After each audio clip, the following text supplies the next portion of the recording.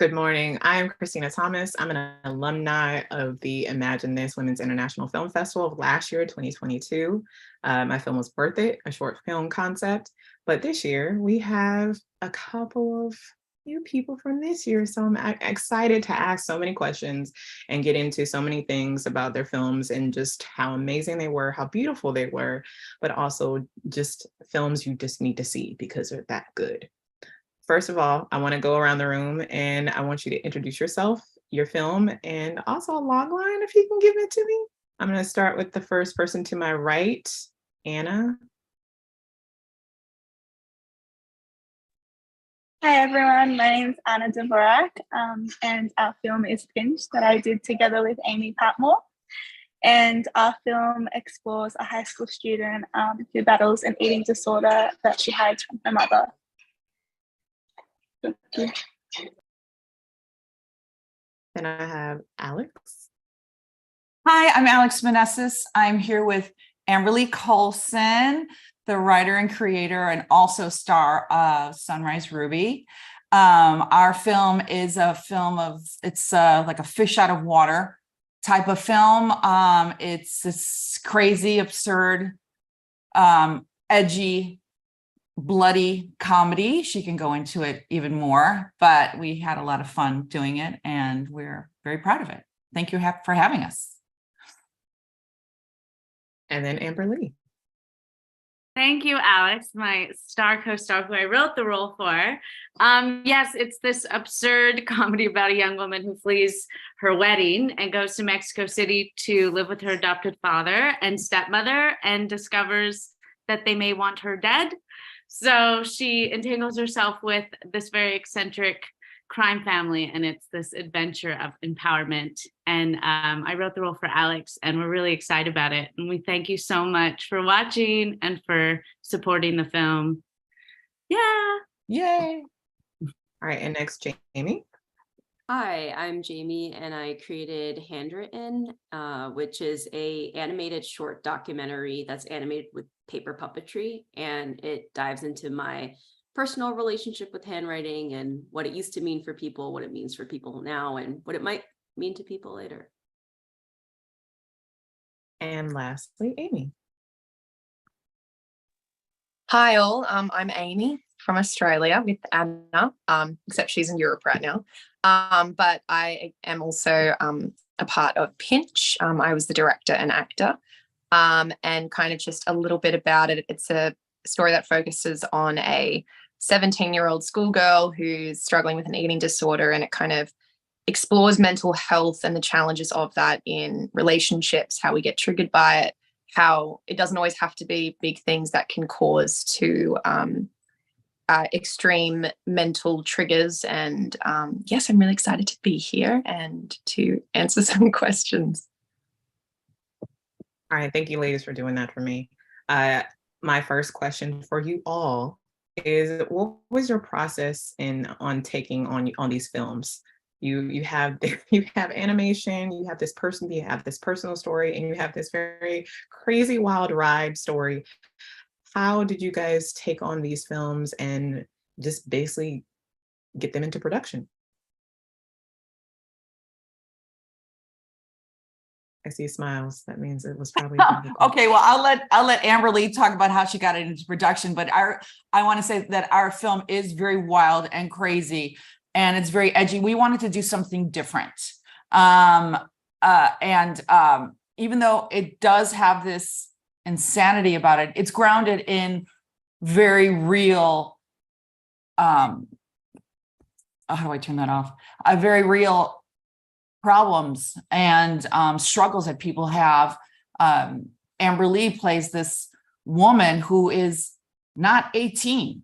She's a little older, and she is completely up in her choice and her life choices still. And I think we find ourselves, you think you're grown up, and then all of a sudden it's like, well, how did I spend 3 years with that person? I'm a grown woman, and now I have a child, and so it's about the constant journey that we all go through. But she can talk to you about production, how we got it done. She's our little genius. Yeah, Christina, do you mean just like the nuts and bolts of like trying to, rally Yeah. people on your team? Yeah, I think it was great. I mean, Alex Manessis was someone I wrote it for. And so I started sending her drafts upon early conception of the idea. And I worked with my co-director, Steven Anderson. So as far as the writing creative process, it felt really collaborative at the beginning, right out of the gate. And sort of bringing her into the writing process was so helpful for me to flesh out this world and these women. And so just as far as that creative part, which I think can get really, I'm such a collaborator. I do better putting things on its feet and things like that. So as far as just getting things into production, reaching out and getting a live audience almost out of the gate helps me flesh out what's working and not working and really see, oh, okay, I thought that was funny in my head, but it's actually not working. So like just in that. And then I think we talked a lot about crowdfunding. My first feature, we did crowdfunding and it was really helpful. It got us to get it in the can. So this was kind of a different route and we had to go through other resources, but the production, Alex can speak to it, was a bit of a beast. I mean, we had 5 days to shoot 27 pages, which in the indie world is like, yeah, Normal. sort of normal. 2 takes, maybe 3. So we were all just, we really had a lot of blessings, but I'm trying to think of your question. I think, and we had so many, I think the best thing I would give myself advice for going back, and Alex, I don't know if you have a thought on this too, is like, I think all independent filmmakers, you have to throw out your plan almost immediately and dive into what's coming at you. Because we had so many locations locked and we lost on the day of, or we had this like beautiful car that was like in the script and we had secured all these things and they're like, no, you can't use it. And you just have like that need to rewrite and redevelop your story like on the spot is just so, necessary when you have limited resources and no money. But I think it's really, I was really blown away by the way people rally and the way things get solved and the way creativity kind of saves the day and everyone figures something out. And so it's always really amazing to me that there's something shows up, you just have to lean into it. So Alex, I don't know what your experience was as the actress filming, but it was a lot of go with the flow. Well, it was very organized, which is very helpful. When people are not organized and have no money, it's a disaster and it's hard to be around. Amberly is creative and adorable, but she's also very smart and very organized. So I think that helps a lot. Yeah, it's true. Thank you, Alex. Thank you. Anyone else? Yeah, me and Anna can take a swing. I think for us, like we were actually making this film in COVID. So that was one, I think, and by the way, it was also my first film. So to make a film as well in the middle of a time that could not actually be like, you don't actually know exactly how to navigate making a film at that time. Like everything was on a halt. And in Australia, it was very similar. Everything was quiet. We really had nothing going on. And so me and Anna, a lot of our meetings were like over Zooms. And that was when everything was transitioning into that medium. And it was honestly such a joy to work with Anna. She came on, I was kind of creating the concept and she came on and we started developing the script together. So even that collaborative process was extremely rewarding. And I think for us, as we developed the film, going then into, I think we only had actually 2 days to film it. So it was like my first film, we had 2 days to film it. Stress levels were high. I was also acting in it, which I feel like, you'd only ever do if you've never done a film before, where you're like, oh, it was just like, it was a lot. But I wouldn't have done it any other way because I probably wouldn't have done it if I knew what it would have been like. But I would actually do it again because there's so much problem solving in that. And I think as a creative, that's what we actually thrive on. You can look at it as a frustration in an indie film, like, oh, damn it. Like I wanted this and now that's compromised because of this problem. And now we can't do this. But I think I like to look at it as all fun problem solving, and that nothing needs to be a negative thing. Everything actually leads your film to be what it needs to be. And if you surrender to the process, and you kind of also just hand your film over to everybody else as well. Like, I think a lot of directors can be very precious about their idea, but I think you just don't have space for that. You've kind of got to trust the people that you're working with, that they're going to do what they're going to do, and that they know what they're doing. And I think that's the beautiful part of the creative process, if that makes sense. And I think for Pinch, especially covering a heavy topic out of COVID, which it was kind of inspired by, like, I wrote it because I was seeing a lot of mental health issues. It was something that I think as a team, we all took on our sleeve and we took on our heart and we really cared about. But yes, Anna, I want to hear about your experience, because I was really like the creative, you were as well as the writer, because we both wrote it together, but we were creative in that sense. But apart from that, you were the one organizing the whole show. So I'd love to know your experience. And hand it over to you. Thanks, Amy. Yeah, it was an interesting experience with COVID. I mean, we had crew, get COVID. So we had to like shuffle dates down and change our schedule quite a bit during that time. But I think it worked out really well in the end, because it gave us more time with the project. We sat with it more, continued developing it more. And it was incredible to see Amy step out. So Amy's been an actress for years, but it was her first time directing. So it was really amazing to watch her step into that. And I think it took a lot of courage as well to handle both of those roles. So I really want to congratulate her on that. And it was really incredible to see our whole team as well. We had a really diverse crew and cast, and it was really cool to see them handle such a sensitive topic with so much empathy and sensitivity. I think that's kind of everything I wanted to say. It had its challenges, as every project does, things that happen on set, even in post, things always come up. But yeah, like a few of you have said, it is about problem solving. And that's kind of the joy of it, the excitement, the surprises that rock up during production. Thank you.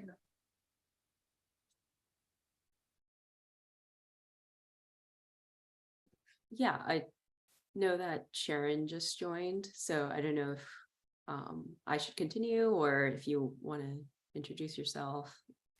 Yeah, you continue, and then I can introduce Sharon. Okay, cool.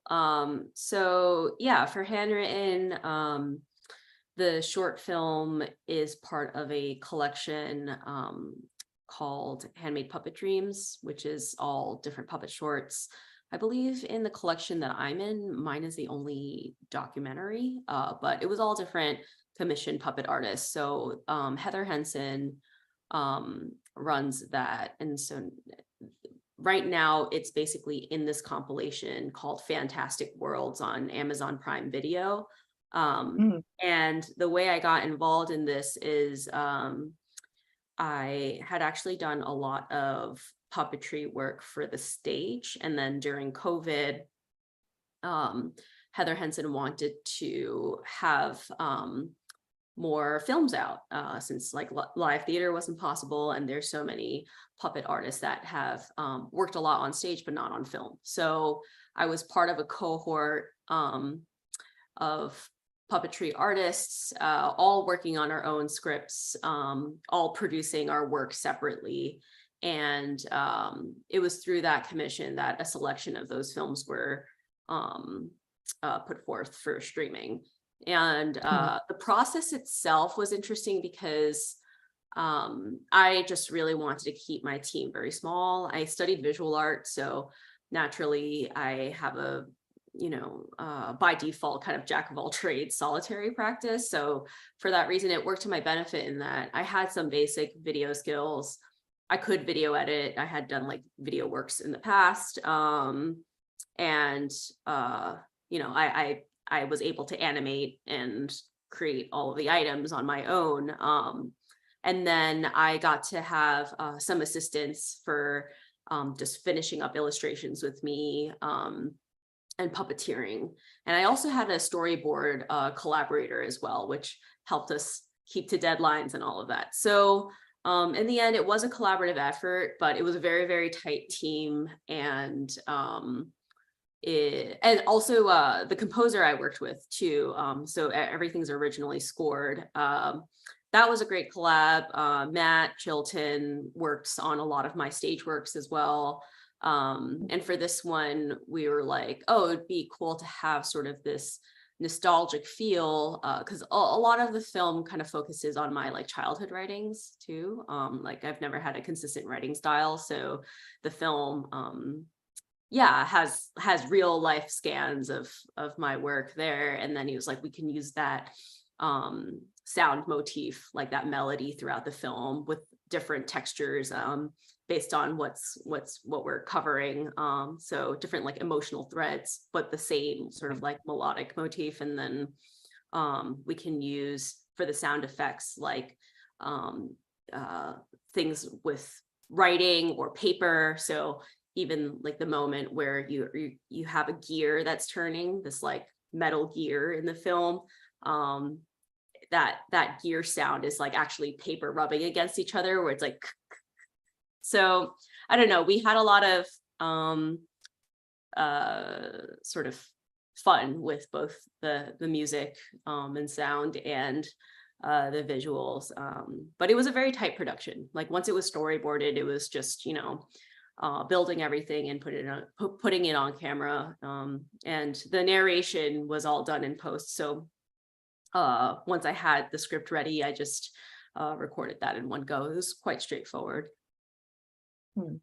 And now we're going to get to Sharon, who had Therapy Express, which is a web series that I also love to watch. If you want to introduce yourself and your web series first before I ask you the second question. I'm Sharon. I created Therapy Express. I'm not sure which web series are you talking about. Oh, I'm sorry. Yeah, I'm sorry. It was a short film with a superhero. Sorry. No, that's fine. Yeah, so I created Therapy Express. Like Daisy said, her film work was tight. Mine was quite upset. By the way, I hope you can hear me. As you noticed, I finished a meeting very late and I couldn't get home, so I'm taking this call from a place. Can you hear me? If you want to put your mic up to your mouth a little bit, that would be great. Can you hear me better? Yes. Yeah. I'm trying. Yeah. It's all good. So yeah, Therapy Express was it wasn't really meant to be. I mean, it was a combination of two things that happened together that made me write this film, and I didn't mean to put it together and produce it. But it was the first time I experienced where I wrote something, and after reading it so many times, I got to a point where I got really emotional and I felt like a punch in my stomach. And it's weird because I know exactly what's coming up next. And it got me every time. And I felt like, okay, this is something that I have to do something about it. And I did it with almost no money. And I produced it by myself. I did the art by myself. I acted, I directed, I edited, I did everything I could. So the film is not anything near perfect, but I feel like it had to come out, and I feel like there's a very interesting experience. I mean, I wish I could be there in the screening, but people who watch it or have read the script on their own got a completely different message from the film. From people who watched it in a room full of people. I feel like I had people turn me down on working on this film because they thought it meant something that it didn't really mean. Because it's like, I really talk about a gray area. I don't know if you watched the film, but it basically shows 3 different ways of approaching trauma after being sexually abused or attacked. And one of them is forgiveness. And forgiveness isn't like, I forgive my attacker because, no worries, everybody slips once in a while. It's about, I don't want to live in anger and frustration, and I understand that it's your issues, not mine, and I want to let it go. And a lot of people who have read the script thought that my statement was, you need to forgive people who have caused you trauma. And it's not about that. It's just writing another route of dealing with trauma. And so I got a lot of mixed, sorry, my English comes off. Comes and goes. So I got a lot of different feedback about the film, but just the fact that it triggers a lot of people makes me feel like that's exactly what I wanted to do. So if it triggers bad or good, I really don't care as long as it makes me feel. And hopefully by my next film, I'll have enough funding to be focused on what I want to do and have other people. Yeah, and to your point, a lot of you have been directors and director writers and acting in your shorts. What was that process like? You guys talked a little bit about it, kind of doing double duty. And again, I've way back when I made the decision not to act, produce, direct, write, all that. How did you guys manage doing double or triple duty in your short films while still trying to maintain yourself during the whole process of production? I can say from my experience that it was very weird, but then again, it was, I was doing cut and action for myself, but at the same time, it's like I felt when I was acting, when it was honest, and as soon as I felt that I was honest, I was like, okay, let's move on. Like, I'm not gonna, I didn't want to waste time, nor did I want to overthink it. So I didn't go and watch myself after every take. I just felt, if I felt it was honest, I would just keep going. And it felt that I was somewhere else, like in production or in directing or in camera, then I'll be like, let's do it again. Like, but I didn't watch any of the takes. I just prayed that it's going to be good enough at the end.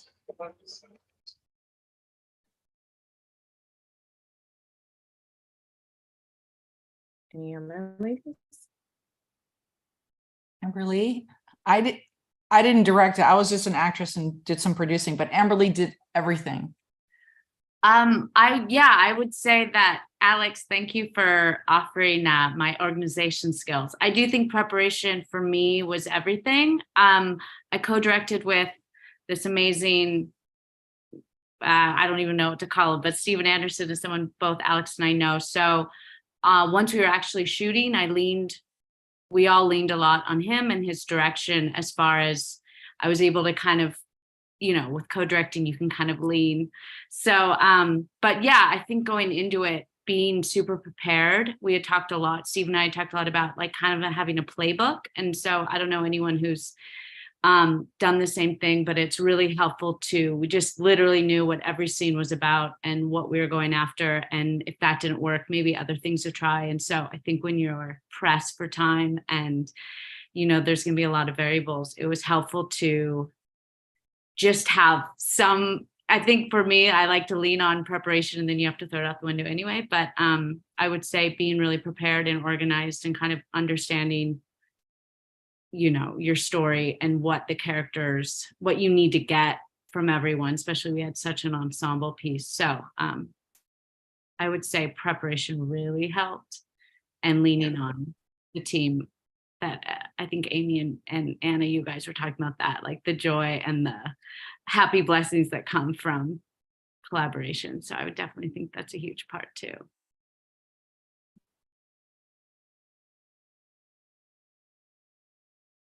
I love that. That's so awesome. I mean, it was very challenging. I think for me personally, never actually having an experiencing, it makes me actually laugh when I think about it now. Never having an experience of directing and then also deciding to act in the film just makes me laugh because I'm like, I honestly did not know what I was in for at all. And I've always been behind the scenes. So there was a lot that I knew, but there was a lot that I just couldn't have learnt until I'd had that experience and I got on that roller coaster. And I just remember, like, honestly, half the time feeling like I was going to vomit and just smiling and being like, you know what, this is okay. I will say one thing. It's really interesting as an actor sitting in the seat of a director because, you know, as an actor, you experience lots of different you work with lots of different directors, right?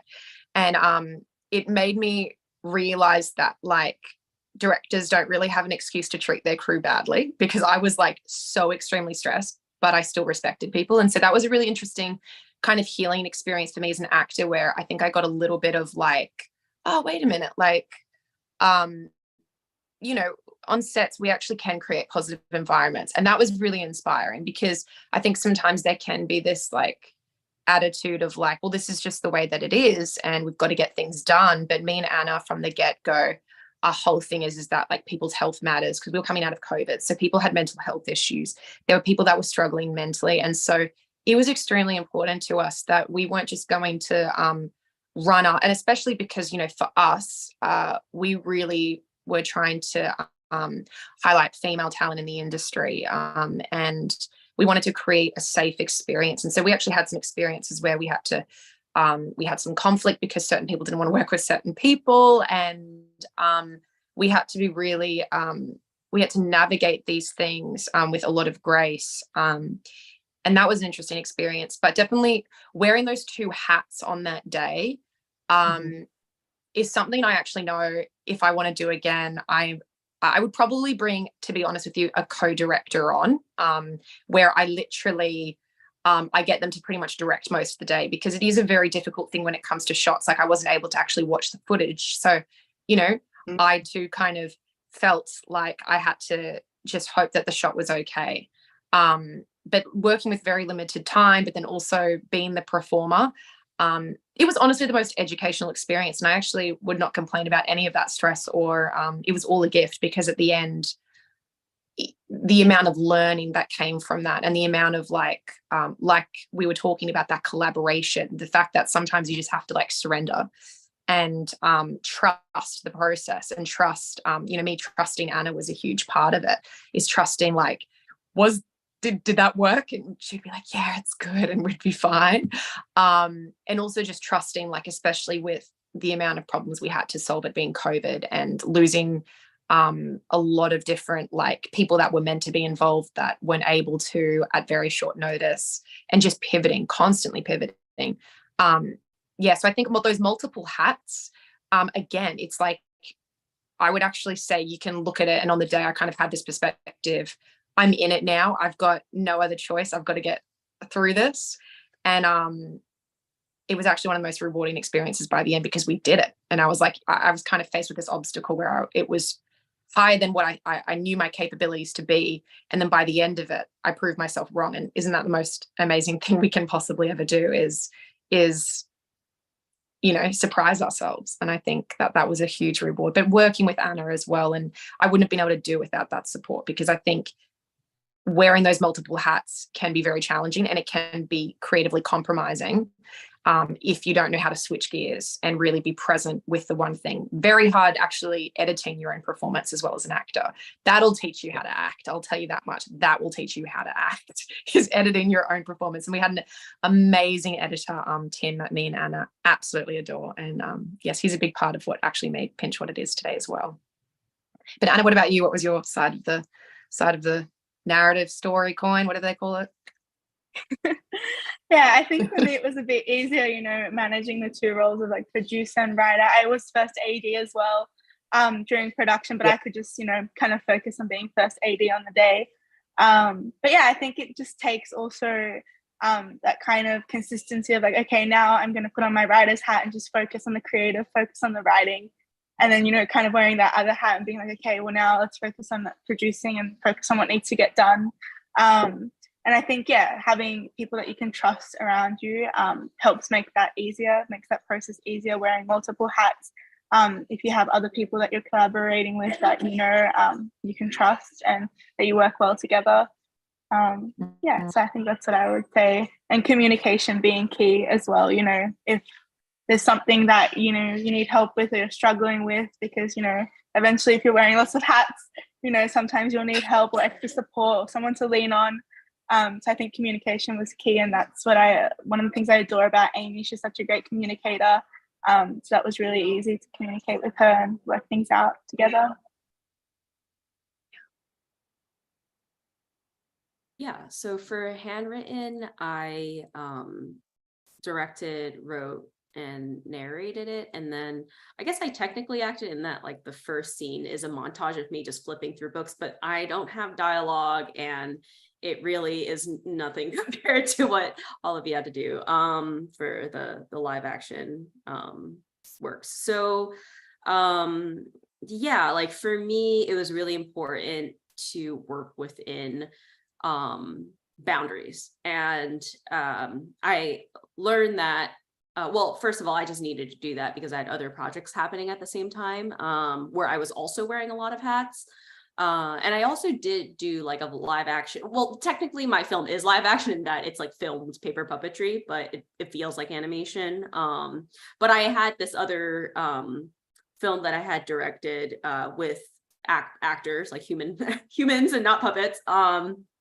And for that, it was really, really, really challenging. And sort of as Amy was saying, like, you don't really know till you're in the gauntlet. So with this film, I was like, all right, I need this to be very contained, very controlled so that like I can pull it off. And I'm really happy I did that. Like, I think just being able to fully storyboard and just inherently, because it is all of its paper puppetry, like we had to illustrate and build everything in advance. So the process had to be planned. There was not really much room for improvising. The part that I improvised most was through the editing process, which I had edited my film.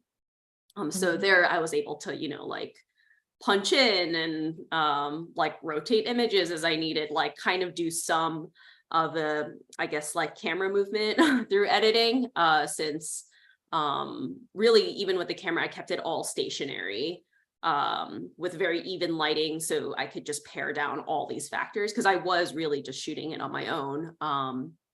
And as far as like working with my collaborators and wearing those different hats, I remember when we were storyboarding, we had to submit it to our cohort in this Handmade Puppet Dreams cohort we had. And our storyboard was only legible to me and my co-storyboard artist. And they were like, we have no idea what the storyboard means, but because literally it was like rough sketches, the dialogue in the script, but then we had also like copy pasted like random images, like inspiration images from Google. Like it was just really a hot mess for anyone else looking at it but me and my storyboard artist.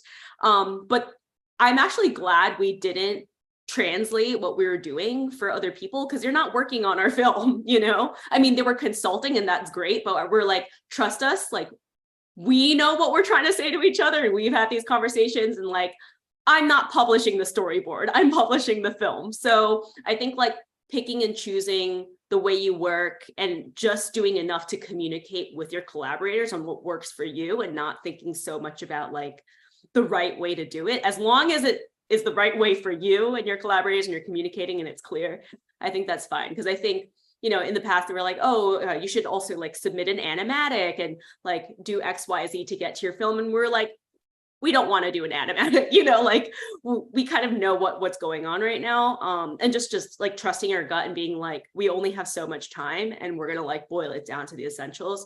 I think that really helps too, just like prioritizing what mattered, what didn't matter in the process. And we were happy with how we decided on all of that, and it all worked out and everyone was happy. So Yeah, and staying on you for a second, Jamie, you focused on something that was kind of a personal story. And for me, my mom has been a teacher for over 37 years. And she to this day is like, did you write a letter? Did you write a note? Did you write a thank you note? Which every crew, every film I've been on, I write notes, handwritten notes to all of my cast and crew. And they're like, whoa, nobody does this anymore. And I just wanted to know for all of you, for the shorts that were personal for you, how did you come up with that concept, and what did you have to overcome to make those personal stories come to life?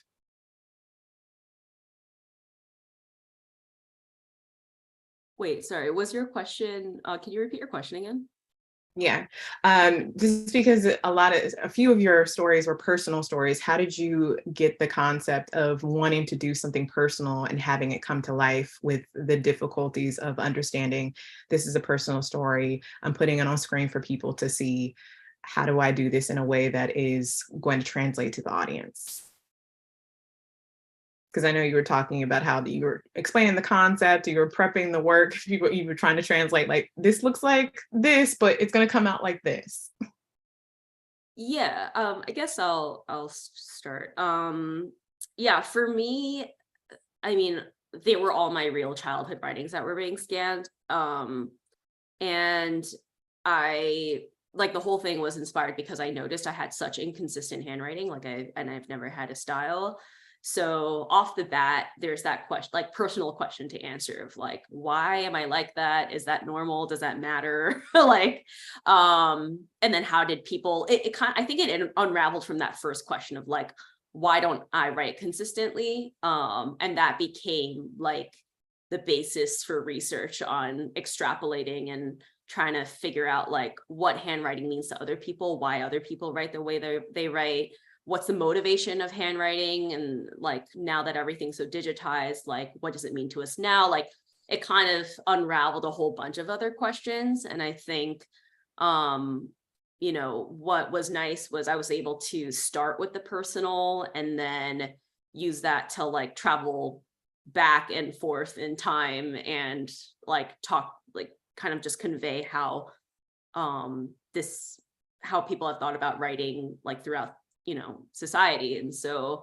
I think like having the core be like a very like zoomed in lens of like a very personal lens, and then using that to be able to comment on sort of like these larger questions outside myself was kind of, it gave me some like a logical pathway to storytelling, because it all stemmed from this core question. And so, I just kind of organized my script so that it started very, very personal and then kind of branched out from there.